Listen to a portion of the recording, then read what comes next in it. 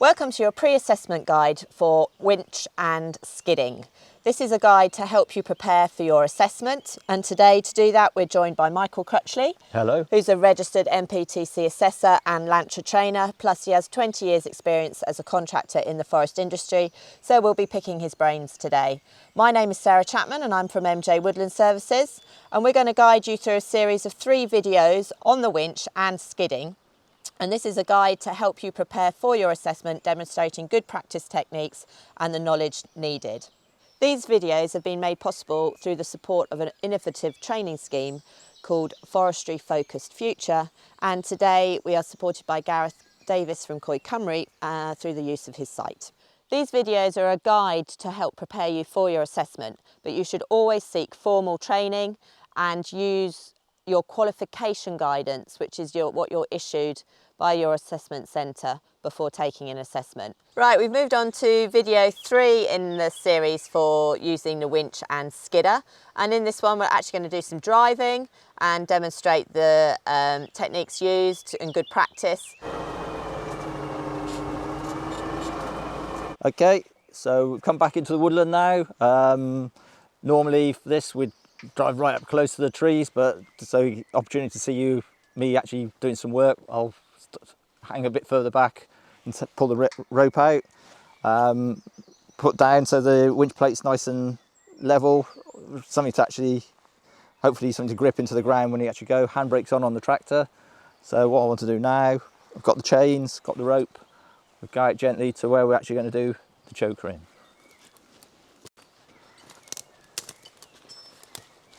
So we come out to the tree furthest away from the winch first, pull the cable out all the way, and then we put choker number 1. Important when you put it on that it's far enough away from the end that it won't slide off, so somewhere about 8 inches, but not so far up the tree. There's a risk that if it catches behind a stump or digs in, the whole tree lifts up and flies round. So somewhere around about there is nice. Also important when you're using a hook, the open face of the hook is pointing up the tree, reduces the risk of it coming undone. Other little things you can do, if you want the tree to spin a little bit as it goes, just put the hook around so as it pulls, it will just a bit of leverage of the tree or the stem that way. And then shorten the slack to roughly a hand span. You're too close, you won't get undone. Too far apart, they won't pull up nice and tight to the winch. Okay, in the ordering of choker in, we want as fairly straight a line for the wire rope as we can. We don't want it going through tight corners, because if we start putting it through tight corners, as it goes through the sliders, it will rub and it will wear the rope away. That's how you get kinking and sprags appearing. So you want a straight uninterrupted line through as you can. So with that in mind, we put these 3 on here, followed by those 2 there. So the same as last time. Chain through to the end. And perhaps give it a little bit of spin that way this time, so put the choke around that way. And then through the slider and shorten it back to hand span. So far we've been using the chains, obviously very robust. As they pull tight, they grip into the timber, but relatively heavy. An alternative, if you're doing thinning, where you're putting lots of little trees and you perhaps want to put in a dozen or so chokers, the old polyprop rope works a bit better. Obviously the downside to this is it's not as robust, won't last as long as the chains and won't pull as much. But to use those, put it round, noose it to itself, as so. And then on the rope hook, put it through, bend it round itself, sits on there. With this system, you can get 2 or 3 of ropes per rope loop, whereas with the chain, you'll only get 1 at a time. Okay, so we've gone as best we can, a straight line between them. Also, looking the line back to the winch. It's going to be fairly straight off the winch. We don't want to be too much of an angle. You run the risk that it will actually tip the winch and the tractor over that side, and also it will rub hard on the inside of there. In terms of safe places for me, the operator to stand and bystanders, the FISA guide will tell you that the safe place for other people is twice the length of the rope plus the furthest tree. So we've got around about 15 metres of rope out here, plus another 10 metres of tree. So 25, so 50 metre exclusion zone around. For me, the operator, the safe places I can stand are at the very tips of the trees, or back down by the tractor to the side of it, or around some of the standing trees, again, just to cover me. Because what we don't want is if the rope were to snap and recoil, we do not want to be hit by that. Or if, say, a tree were to dig in, lift up and spin round, again, we do not want to be clouted by that. So make sure you're behind the load to the very front or properly to the side. If we're to do the winching operation from inside the cab, we expect some sort of protection, whether it be the mesh screen, bars, or polycarbonate window, but yeah, a protection there. Or you're perfectly welcome to operate it stood to the side away from the winch.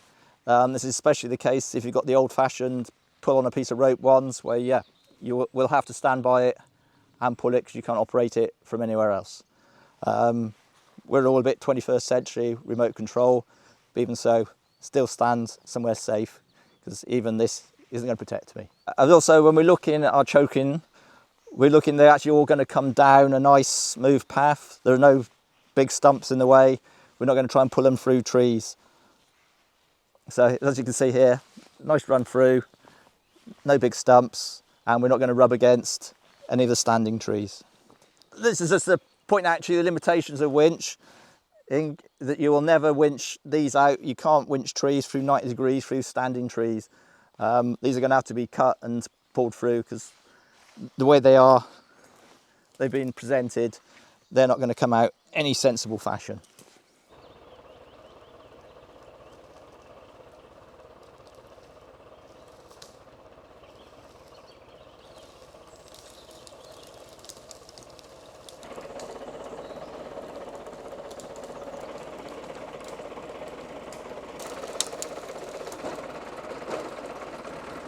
Okay, so pull them up to the butt plate. If you're wanted to put in multiple loads or something very big, you could actually then transfer the chains to these lugs here, just loop them over and pull, and then you can then pull another load in and accumulate a big load. As it is, we don't need to worry about that. So we're just going to go out like this. Alternatively, if you had something very heavy and a light tractor, because what you could do is then put it through this pulley, because at the moment, being supported on the top one, it's going to want to try and lift the front wheels of the tractor up, reducing our ability to turn.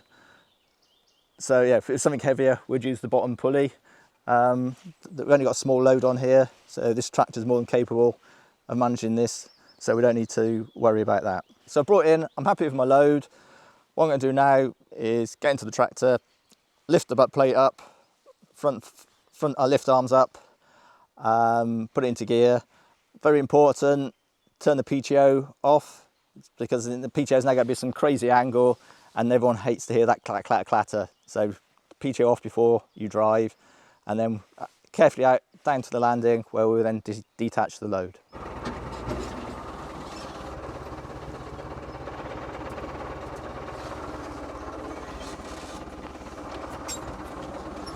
When we brought in, we have attempted to put them on bearers, make life a bit easier for the guys cross-cutting. Other thing you notice is when we got to where we want to stop, drop the load, and then let it go forward. This gives us plenty of slack now for when we're undoing it. Nothing worse than struggling to undo all this lot, hard up against the winch butt plate with brash everywhere, hooks underneath, really struggling. As it is, they're nicely presented, hooks are on the top, that's there, just simple job, unconnecting, and we can then winch the rope in and go on and get the next tush. So now we come to disconnect it. Make sure there's no tension in the rope, and that when we disconnect, undo them, they're not going to roll on top of me, not going to trap my fingers. So simply do like that, that will come out. All we need to do is take hook out there, disconnect the hook there. That one comes out easy enough, that one won't. So what we'll do, we'll shorten that up like that, and I'll use the winch in a minute and put it through. We've got a machine. Why struggle? Okay, so take these off then, store them, stick them in their storage bins, so as we don't, so that when we go back into the forest we don't lose them. Okay, every now and then the cutters will leave you a little present, a tree behind a stump or something, and you want to try and get it out without marking the standing trees. So we set up a little system here. Firstly, choker it as normal, but we put it round the back, try and give it a little bit of twist as it comes over the stump. And then the added bit we've added, if we look over this way, we've now got the wire going through a pulley system. So to divert the pull, we put a pulley in the system, so this will allow the rope to bend through 90 degrees without putting extra friction on. So here we have the pulley, will spin like that, and then I've had to attach it to something, in this case a stump, helpfully left here by the cutters. If it was going to be a lot of strain on it, you might want to cut a notch in the stump to keep the strop on. In terms of the strength, because we're now putting the rope through an angle, we've increased the strength of the pull at this point. So we had a 5.5 ton winch, we're now bending through 90 degrees, so the pull has actually gone up to 1.5 times. So now we're near 8 ton of pull. Therefore, luckily, we've got a 5 ton strop doubled, which is 10 ton, but noosed, which is handily 8 ton.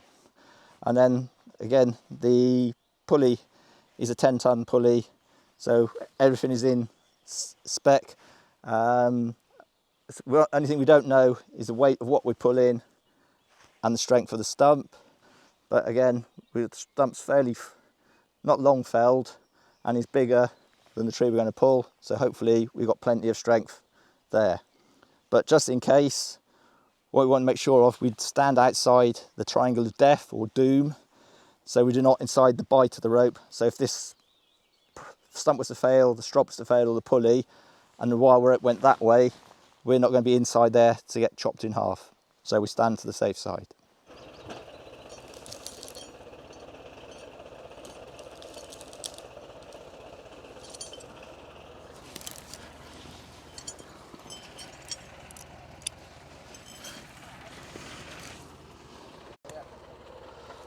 Okay, originally we had the strop on the stump, but it popped off when the tree popped off, but luckily it's done its job, it's diverted it to where we wanted.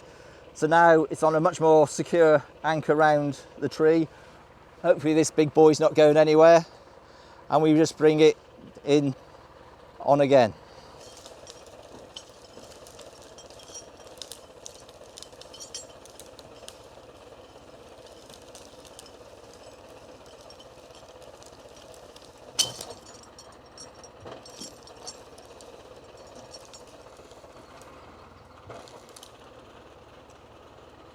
As part of your assessment, you'll also need to know about health and safety legislation, emergency procedures, waste disposal, environmental damage, PPE and record keeping. Now, information on all of these can be found on our base machine assessment videos, so you need to check those out, as well as the other 2 videos on winch and skidding in this series. So make sure you watch all 3 videos for the winch and skidder, and then go and check out the videos on the PPE, etc. in the base machine assessments. Then you should be fully prepared to undertake your assessment for winch and skidder. Plus, you need to read your FISA guides, which are available on the FISA website, and reference to these will come up shortly. So we'd like to thank Mike for his time today. Thank you. And we wish you the best of luck.